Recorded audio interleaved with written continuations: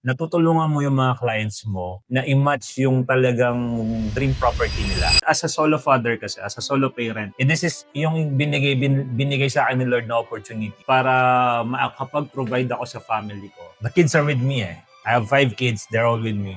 So ito yung binigay sa akin na opportunity para patuloy kong makipag-provide sa family ko. And at the same time, nakakapag-provide ako without compromising yung pagiging magulang ko sa kanila. Nanay at tatay ako sa kanila. Alam niyo boss yan. Baka maiyak yung mga audience Weekdays, bahay lang ako.